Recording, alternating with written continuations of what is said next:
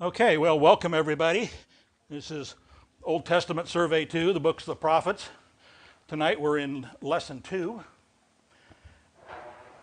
and we're going to be looking at the books of the Judges and Joshua. So if we look at our, well, I guess we won't use that again. So much for that. Go back to the old method of changing slides. Go back to our lesson outline here, just to kind of review where we are. We started with an overview. Last week we looked at the question of who will govern, somewhat of an overview of things. So today we're going to be starting to look at the various stages that Israel went through during this time. We'll be looking at the time of theocracy.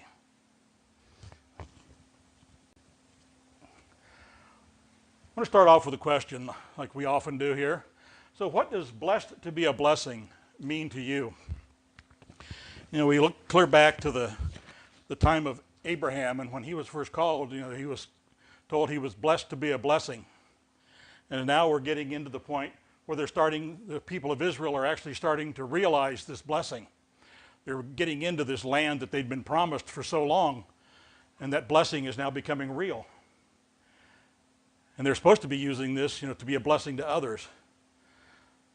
So how does that apply to us now? You know, how can we look at how we're blessed and how then we can take that and be a blessing to others? I mean, obviously, you know, we're living in a land that, you know, kind of in some ways is very similar to the way that was described of Israel back in their promised land days, was, you know, land flowing with milk and honey. You know, this country is right now, you know, it's the premier one on the planet. And as you know, a lot of people point out, if you're here and you've got a little bit of change in your pocket, you're probably better off than 95% of the people on the planet. So how are we taking this blessing that we've got and the freedoms that we've got and using that to bless others?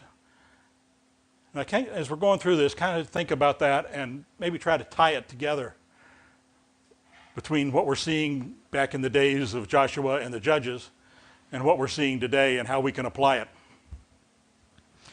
Okay. As we said, the topics we're going to be looking at, we're just looking at 2 of the books out of the whole slew that we're going to be covering this session, during this sessions. We're looking at Joshua and Judges.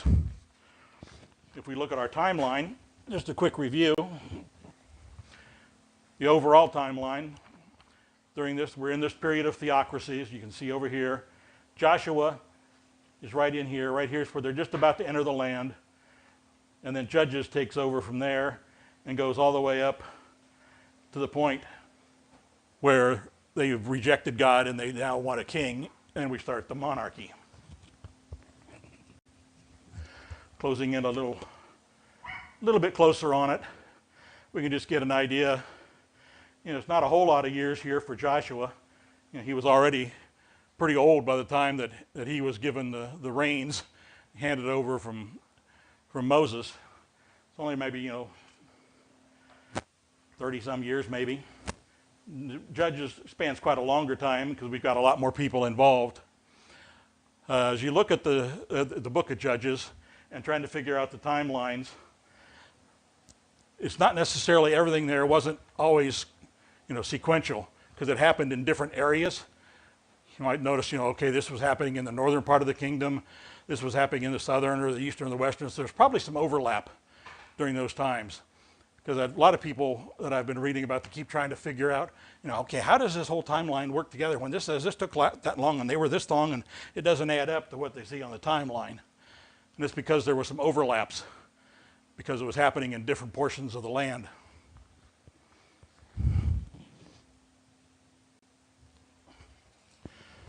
Okay, I thought I'd go and just take a look in just an online dictionary that I just happened to pick up, just to see how they define theocracy, since that's what we're going to be studying. Of course, it's a noun, and they define it as a system of government in which priests rule in the name of God or some sort of a god, lower G. The second one, of course, is the period we're looking at. They call it's the Commonwealth of Israel from the time of Moses until the election of Saul as a king.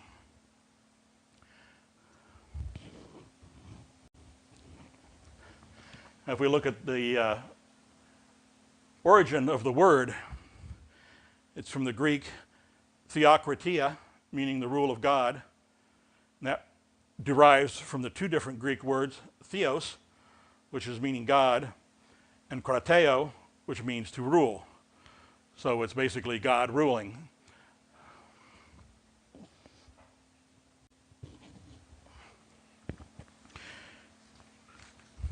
So now we look starting into the book of Joshua.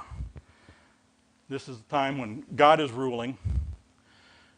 Joshua's job during this time is to deliver God's messages. He's not a king. The people don't look at him as a king. They look at him just like they did with Moses. He is God's spokesman. He's the one that delivers the message, and he also helps them to carry out the instructions that God gives him for the people. Now there's several phases as we look at this particular book. We got a point where they're preparing to enter the land. This is the chapters 1 through 5. This is a time where Moses, had just died. Joshua's been given the mantle of leadership, and he has to prepare the people for going across. And of course, also God has to take a little bit of time preparing Joshua. I mean, can you imagine being the one that has to follow Moses? That's kind of a hard act to follow. So God has to build up Joshua and make him ready to do this thing, to actually lead the people into the land. Then we're going to see when they actually start entering the land, start taking possession of it, doing some of their battles to conquest it. When they actually begin to, they've possessed it, and now they're going about dividing it according to the way that they'd been promised. That's in chapters 13 to 22. And then there's about the final two chapters are Joshua's final message to the people. At that point, he knows that his time on earth is just about over, and he has to try to prepare them for what's coming up.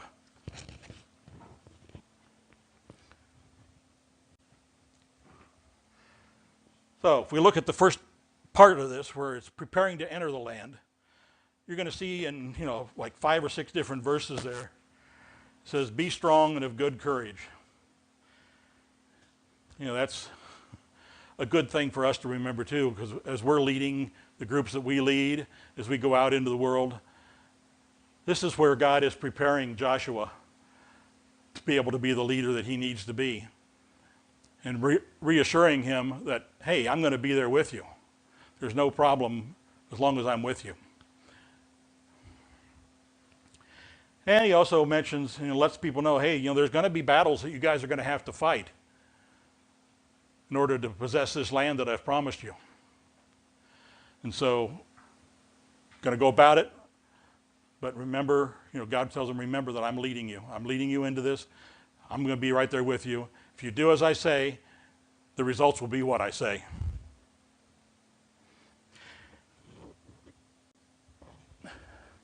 Now, if we kind of look at how God goes about leading, he talks about they have to hear what he's saying, listen to it, listen to his instructions. They have to follow God. If you look at the very first part of this, his instructions were, as you're going down to the river, follow the ark. They had the Ark of the Covenant leading the way as they were preparing to do this crossing. And then you also have to trust God's power is going to bring victory. And right now, I think, to look at this, we talk about, they're going down to cross the Jordan. It's kind of interesting to compare and contrast the different ways of the parting of the waters here. If you look at when they parted the Red Sea, it's like, okay, Moses held up his staff, it parted, and it was done. They didn't really have to do much. Now, if we look here, it says the water's not going to part until the priests carrying the ark get into the river. They've got to trust that the water's going to recede as they're heading in there. Now, the River Jordan is actually fairly narrow, but it's also one of the fastest rivers in the world. It's relatively short as far as its distance, especially from where it starts to where it goes into the Sea of Galilee. But it starts up at the top of a mountain. And in that very short time, it comes down, eventually to the Dead Sea, which is way below sea level. So it's pretty fast. And then at the time that they were ready to cross, it's in flood stage. So it's really moving. In fact, the people that were on the other side, the lands, where the Israelites were going to go, they figured, hey, we don't have to worry about them coming over right now. The river's in flood stage. There's nobody going to get across that thing. So they really weren't too worried about it. So when you think about it, you might, especially some people that might have been there or have seen pictures, there are times that it's pretty narrow and pretty shallow and not that bad. But when it's in flood stage, it's a pretty formidable river. It'd probably be, any of you know rafting, it'd probably be a level 5. It could be nasty at times. Yep. So that's why, we look at this now, and he's changed the way he's asking now for a little bit of trust before he does the miracle to stop the waters. He's saying, okay, we want you to actually get your feet wet before we're going to do this.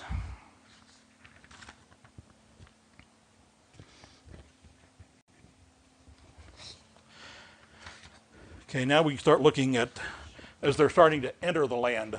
That's the next section that we get into in this looking at the book of Joshua. And here I think it's a good thing just to look at the contrast of two of the battles, two of the first battles they got into. The first one was the Battle of Jericho. Pretty much everybody's heard of that one. But it was a very unusual strategy that God came up with for them to use there.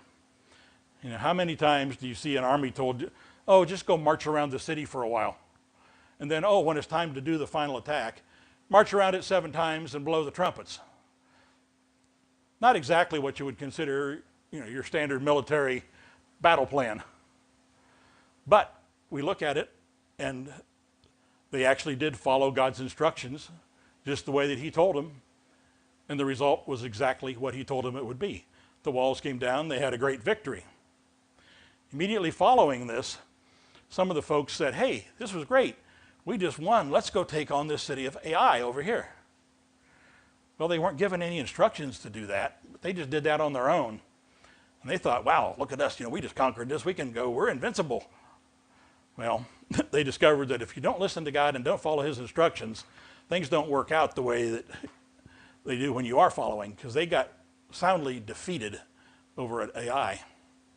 Now, eventually, after they came back and realized the error of their ways, eventually God then gave them the instructions, and they were able to take that city.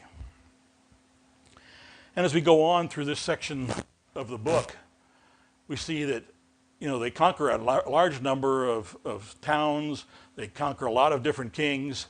And they use a whole bunch of different ways that God has for bringing the victory. A couple of them are just hailstones, rather large hailstones that pretty much wiped out the enemy. And this is also where we have the famous time where Joshua said, hey, I need more time in order to complete this victory. And God said he stopped the sun. Now, I was actually reading a little bit there, and some people were commenting on this, trying to figure out how this worked, and they said, wow, if the earth suddenly stopped rotating and came to a screeching halt, wouldn't everybody have been thrown off the planet and, thrown off into space? And they were all speculating on all the number of different ways this could work. I don't know that we ever going to know exactly how God did it. And I'm not sure that's, what we really need to worry about. As an engineer, I'm kind of, tweaks my interest as maybe how he did it. But I also think if I could understand exactly everything God did, it wouldn't make him much of a God. If I could understand everything that he does. This little blue ball we're on, that's his. And he can do with it pretty much anything he wants, in any way he wants, and he wrote the rules. And so we maybe just don't know exactly all the rules that apply. But it's just interesting as we go through this part to see the different ways in which he brings about a victory. They're not all the same.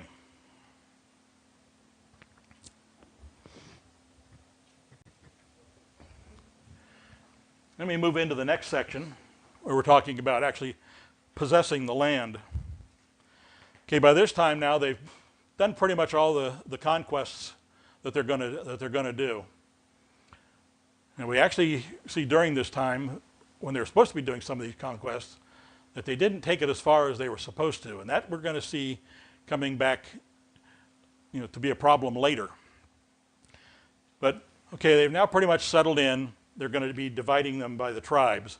So they get everybody together, and they go through their casting of lots, just as they were told, and say, okay, this plot of land goes to this tribe, etc. Frankly, that's one of the areas of the book that's a little bit rough to get through, because it talks about, the border here goes from there to there, and this one goes from there to there, and, I guess if you're a real geography nut, and you maybe have ever been there, it might make sense, but if you really aren't, it's a little bit dry reading. But I'm sure, it's obviously there for a reason, and if we really looked at it and had the time to look at it, we could probably find a lot of the reasons why, it was divided up this way. But one of the things I thought was, it's not really in your text there, but I wanted to look at Caleb.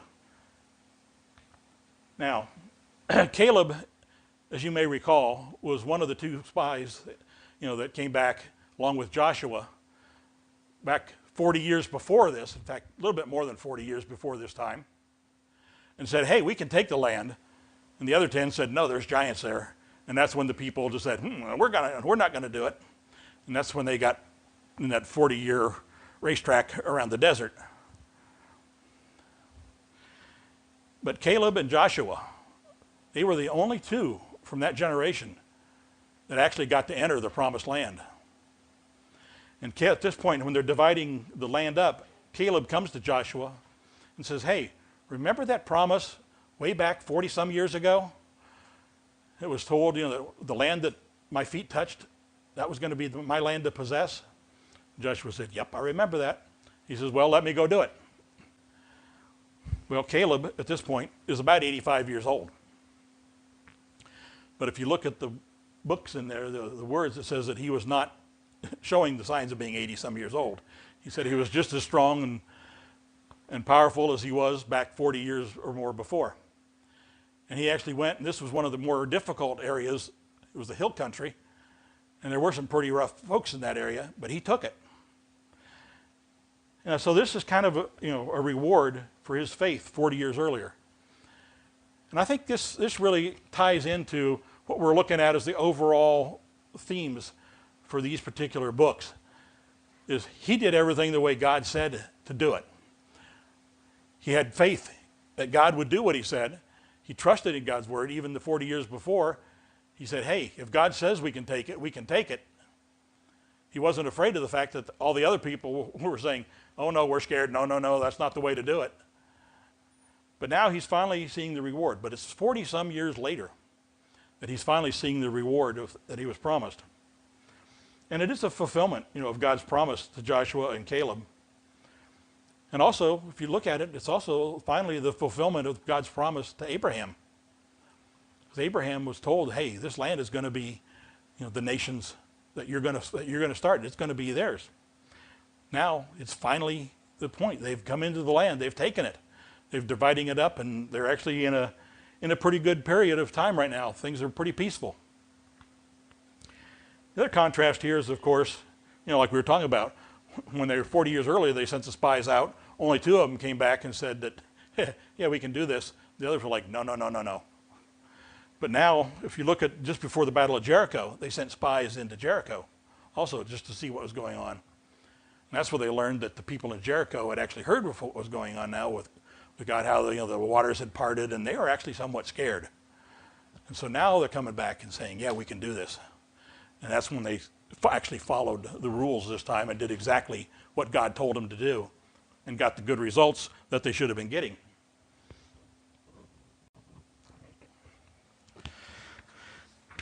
Okay, now we get to Joshua's final message. This is the time now where he's realized that his time is just about up. Time for him to head on home, go back up, and join those in heaven. But he has to remind the people of what's going on, because he's starting to see how things are going. They've had a little bit of time now where things have been a little bit peaceful, and he's starting to see the way that people are reacting. And he's concerned about it already. He's already seeing, hey, there could be some problems coming along here.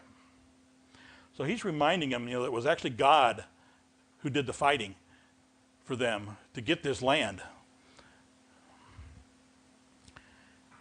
And it was God's, by following his instructions is how they were able to do this. Because he's seeing that they're starting to do things they're not supposed to. And that's when he also calls, for their vow to serve God. And if we look at this, we actually had this in last week's slide too. But this affirmation of allegiance to God. Oh, which reminds me, I think in the materials where there's part of this quote, I think it's on page 24. Yeah, that's correct. The verse citation is actually wrong. They've got it, they just repeated the one from the top of the page on the bottom of the page. So the one on the bottom should be Joshua 24, 15 to 16. Actually 15, because I don't think they have the 16 part of it in there. But anyhow, this says, and if it seems evil to you to serve the Lord, choose for yourselves this day whom you will serve, whether the gods which your fathers served that were on the other side of the river, or the gods of the Amorite, in whose land you dwell. But as for me and my house, we will serve the Lord. So the people answered and said, far be it from us that we should forsake the Lord to serve other gods. Now Joshua really wanted them, to make sure that they were ready to take this oath and take this vow. And it wasn't something they should be taking lightly, because God's going to hold them to it. And the people are saying, oh yeah, no problem. Yeah, we're going to follow God just like we should. Well, we now get to the book of Judges.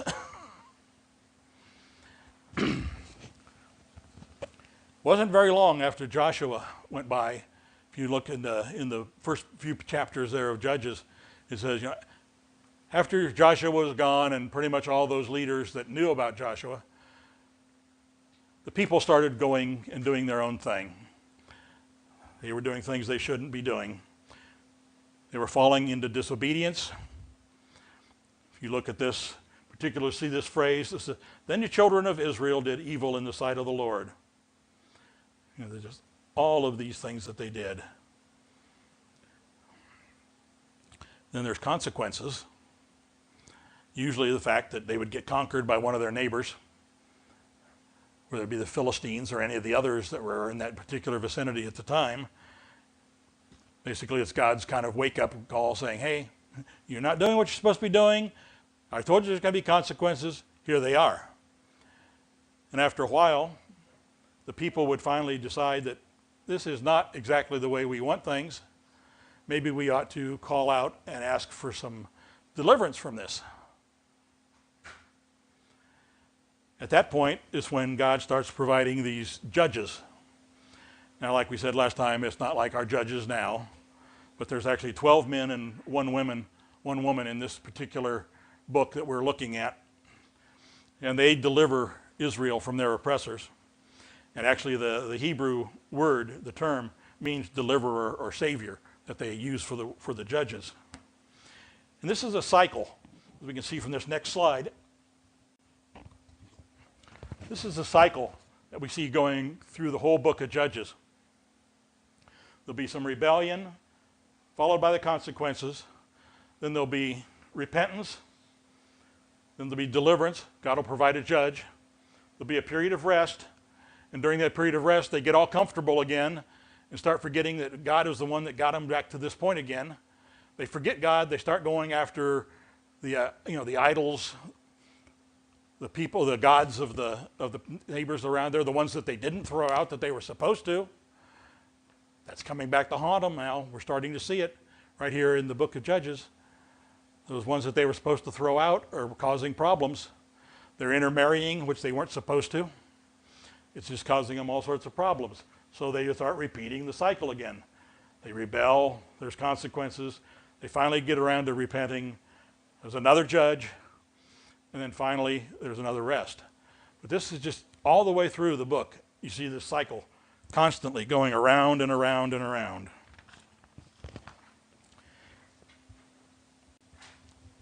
Now, this chart's actually in your materials. It just shows the judges.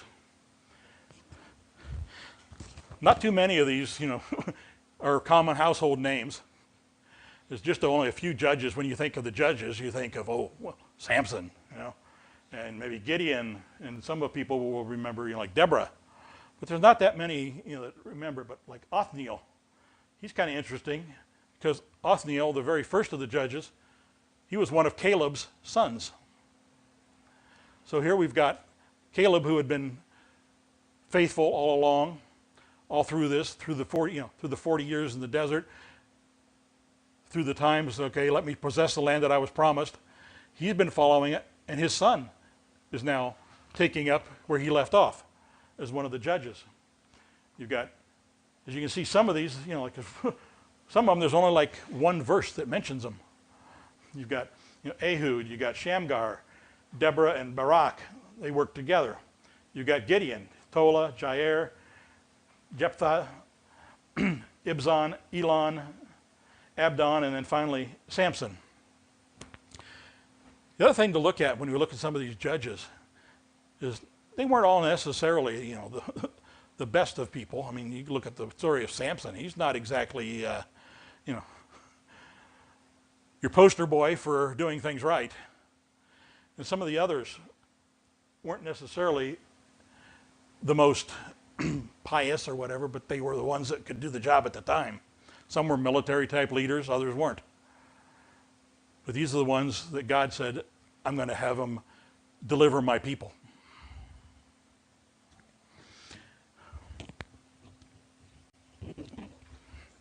And now, as we get to the final state of Israel, as we look towards the end of the book of Judges, Israel is in a pretty big state of confusion. They're really not doing anything that they're supposed to be doing. There's no real leaders. The priests, we're starting to see here, the priests aren't doing their job. We're going to see this more next week as we start looking at Samuel. Part of the reason Samuel came along is because the priests weren't doing what they were supposed to be doing.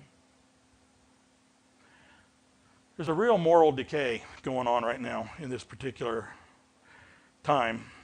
And again, as we said a little bit earlier, this is the consequences of not kicking out everybody from the land that they were supposed to drive out.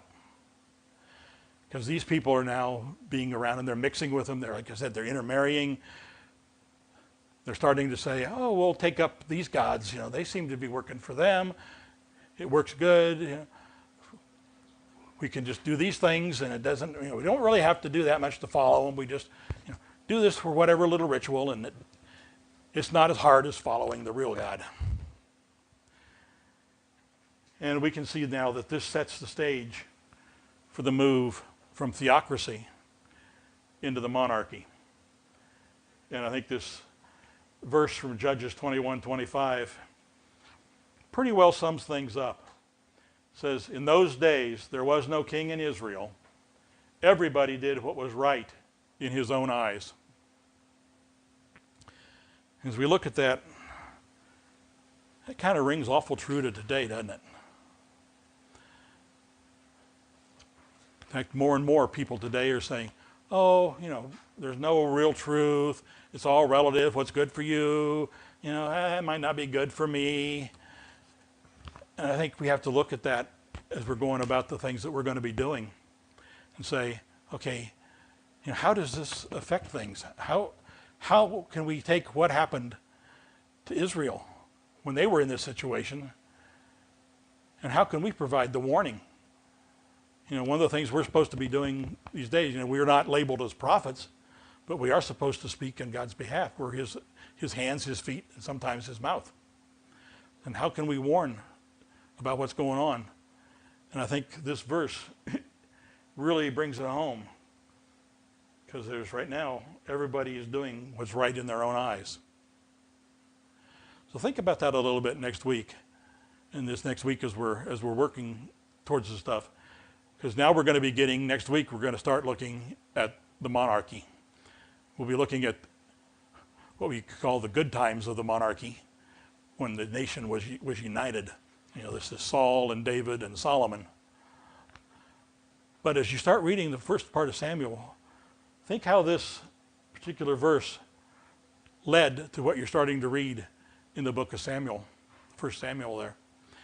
Because you can see how, because of what the people were doing, things are really starting to change. And now you've got the prophet Samuel who's trying to warn the people, doing like, the same thing all the judges did, what Joshua did, saying, hey guys, we're supposed to be following God. God's plan was all along that he would be the ruler and that people would do the way he wanted. But because of this, people doing what's right in their own eyes, they're not following it. And that's going to lead to saying, hey, we want a king just like these nations around us.